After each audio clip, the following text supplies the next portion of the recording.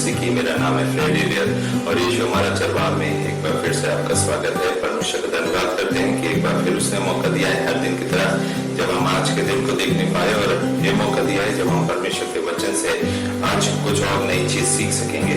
और क्योंकि परमेश्वर का पूरा वचन उत्पत्ति से लेकर प्रकाशित वाक्य तक खूबसूरत वचन है जो हर एक के जीवनों से रिलेट करता है, हर एक के जीवनों पे कुछ ना कुछ उसमें दिया है और जरूरत है कि हम उसको पढ़ें, सीखें और अपने जीवनों में उसको लाने वाले हो सकें। तो आज जो परमेश्वर हमें वचन दिया है वो हमको मिलता है नए नियम की पुस्तक से, लूका उसका 15वां अध्याय 1 से 7 आए हैं। लेकिन यहाँ पे खोई हुई भेड़ के बारे में एक दृष्टांत दिया गया है, उससे हम उसके जरिए, उस दृष्टांत के जरिए हम आज कुछ चीजें को सीखेंगे कि परमेश्वर हमें भी उन दृष्टांतों के जरिए सिखाना और समझाना चाहता है। जिस प्रकार परमेश्वर यीशु मसीह अपने चेलों को सिखाना चाहता था, वही सारी चीजें आज हम भी सीखते हैं क्योंकि हम उसके चेले की तरह इस दुनिया में पाए जाते हैं। और हमारा भी फर्ज यही है कि परमेश्वर के वचनों पे चले, परमेश्वर के वचन के अनुसार चले और परमेश्वर ने जो सीखे, जो सच्चाई और जो वास्तविकता है उसके विषय में जब बताया गया है, सिखाया गया है इस वचन में, तो क्यों ना जो हमने सीखा है वो हम आप तक सिखा सके, आपको बता सके। तो ये जो दृष्टांत दिया गया है वो है खोई हुई भेड़ के विषय में, जो हमको मिलता है लूका की इंजील उसका 15वां अध्याय 1 से 7 आए, जहाँ पर इस प्रकार लिखा है, सब चुंगी लेने वाले और पापी उसके पास आया करते थे ताकि उसकी सुने। दूसरे आयत में दिया है, पर फरीसी और शास्त्री कुड़कुड़ा कर कहने लगे, ये तो पापियों से मिलता है और उनके साथ खाता भी है।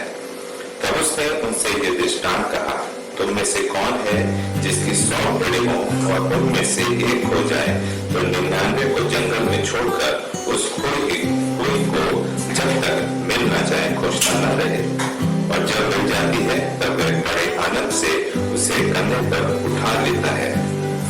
छठी आयत में है, और घर में आकर मित्रों और पड़ोसियों को इकट्ठा करके कहता है, मेरे साथ आनंद करो क्योंकि मेरी खोई हुई भेड़ मिल गई है। 7वीं आयत, मैं तुमसे कहता हूँ कि इसी रीति से एक मन फिराने वाले पापी के विषय में भी स्वर्ग में उतना ही आनंद होगा जितना कि 99 ऐसे धर्मियों के विषय नहीं होता जिन्हें मन फिराने की आवश्यकता है। परमेश्वर का वचन पढ़ा गया, इसके पढ़े और सुने जाने पर परमेश्वर आशीष दे। तो ये एक छोटा सा पैसेज है, एक दृष्टांत है जो यीशु मसीह ने वहां पर बताया, जब जो चुंगी लेने वाले जो पापी थे वो यीशु मसीह के वचनों को, उपदेशों को अक्सर सुनने आया करते थे। लेकिन जो फरीसी और शास्त्री थे वो कुड़कुड़ाते थे इस बात को लेकर कि ये पापियों से मिलता है। जैसा परमेश्वर का वचन बताता है, परमेश्वर यीशु मसीह इस संसार में आए, किसके लिए आए? पापियों के लिए, ना कि धर्मियों के लिए। क्योंकि पापी जो हैं, जो मनुष्य पाप में घिर गए हैं, उनको बचाने के लिए यीशु मसीह को इस दुनिया में, इस संसार में, इस पृथ्वी पर आना पड़ा ताकि पापी बचाए जा सके और उनको उद्धार मिल सके। जिस प्रकार वैद्य को बीमारों के लिए वैद्य की आवश्यकता है, जो ठीक है हमें उनके लिए वैद्य की आवश्यकता नहीं है, उसी प्रकार जो धर्मी है उनके लिए यीशु मसीह संसार में नहीं आया। यीशु मसीह आया पापियों को बचाने के लिए ताकि वो पाप से अपना मुंह फेर लें और सच्चाई के मार्ग पे चल सके, यीशु मसीह के पीछे चल सके। तो ये जो दृष्टांत है वो खोई हुई भेड़ के बारे में है। इसकी हम 4वीं और 7वीं आयत पे हम गौर करेंगे, जहाँ लिखा है, तुम में से कौन है जिसकी 100 भेड़ें हों और उनमें से एक खो जाए तो 99 को जंगल में छोड़कर उस खोई हुई को जब तक मिल न जाए खोजता ना रहे। बहुत वाजिब सी बात है यहाँ पर कि अगर हमारे पास 100 भेड़ें हैं, अगर उसमें से 99 तो हमारे पास है लेकिन एक खो जाए उनमें से, तो क्या हम 99 से संतुष्ट हो जाएंगे या हमें पूरी की पूरी 100 भेड़ें चाहिए?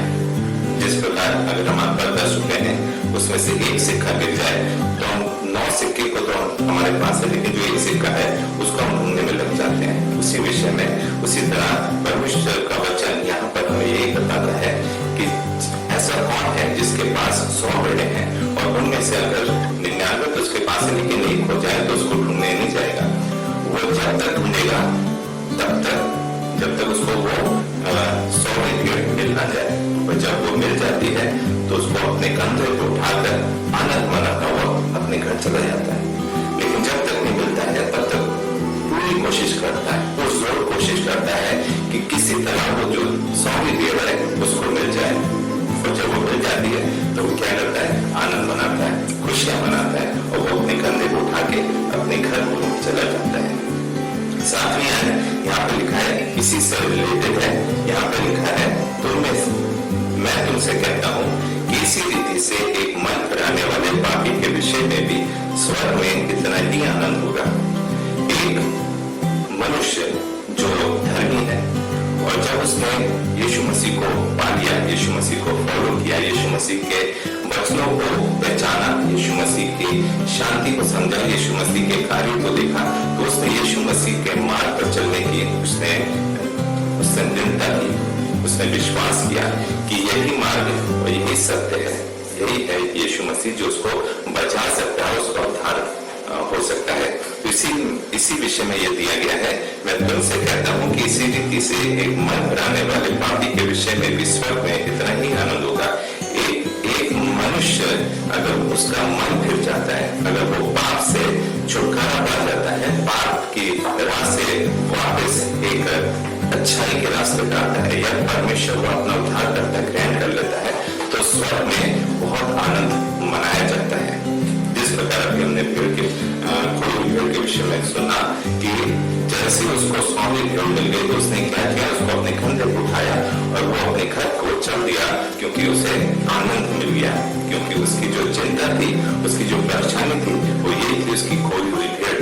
और जब उसको मिल गई तो उसने आनंद बनाया और अपने घर को गया। उसी प्रकार जिस प्रकार एक जो पाप में गिरा है, जो गलत दिशा में जा रहा है मनुष्य, अगर वो फिर जाए, वो पाप से फिर कर यीशु मसीह की राह पर चल पाए, यीशु मसीह के कर्मों के अनुसार चलने पाए, तो उसमें उतना ही स्वर्ग में आनंद उस विषय के लिए मनाया जाएगा कि वो पाप से फिर गया और यीशु मसीह के पीछे चल दिया। आगे लिखा है, जितना कि 99 ऐसे धर्मियों के विषय में नहीं होता। जैसे 100 का जिक्र था, उसी तरह यह है कि 99 में इतना जश्न नहीं होगा, इतनी खुशी नहीं मनाई जाएगी जिन्हें मन फिराने की आवश्यकता नहीं। बहुत ही साफ दिया है कि 99 ऐसे धर्मियों के विषय नहीं होता जिन्हें मन फिराने की आवश्यकता नहीं। लेकिन 100 में से अगर एक ने मन फिराया है तो उसमें उतना स्वर्ग में उसका बहुत आनंद मनाया जाएगा, खुशियां मनाई जाएंगी कि ये मनुष्य, ये जो पापी था, वो मन फिरा दिया और मन फिरने के बाद वो किसको फॉलो करने लगा, यीशु मसीह को। तो अजीजों, यहाँ पे जो हमने आज आपको दृष्टांत बताया, जो समझाने और सिखाने की कोशिश करी, वो यही है कि खोई हुई भेड़ हमारा जीवन जो है वो यीशु मसीह का है। अगर हम अपने जीवन से यीशु मसीह को के आज्ञाकारी बन सके, उसके विषय में उसकी योजनाओं के अनुसार चल सके, तो हमारा जीवन बहुत अच्छी दिशा में जा रहा है। अगर हम यीशु मसीह के वचनों पे नहीं चल रहे हैं, अगर हम भटकी हुई भेड़ के समान है, हम खोई हुई भेड़ के समान है, हमारा जीवन गलत दिशा में जा रहा है, तो यीशु मसीह आज आपसे यही कहना चाहता है कि आप अपना मन मिलाएं और यीशु मसीह को थाम ले, उसके वचन को पकड़ ले। और यीशु मसीह ही है जो आपको बचा सकता है और जो आपको उद्धार दे सकता है, आपके पापों से छुटकारा दे सकता है। और यकीनन यीशु मसीह एकमात्र परमेश्वर है जो स्वर्ग के नीचे पृथ्वी के ऊपर एक ही नाम दिया गया है, वो है प्रभु यीशु मसीह का।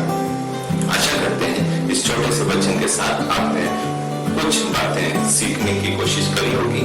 और अगर कोई विषय है, अगर आप हमारे साथ शेयर करना चाहते हैं, तो नीचे कमेंट में आप जरूर हमें लिखकर बताएं कि जो आपकी चिंता है या फिक्र है, हम उस पर प्रार्थना करेंगे और आपके साथ एक संगति बना सकेंगे परमेश्वर के वचन के अनुसार। तो इस छोटे से वचन के साथ परमेश्वर आप सबको बहुत ऐसे आशीषें और बरकत से मालामाल करे। May God bless you.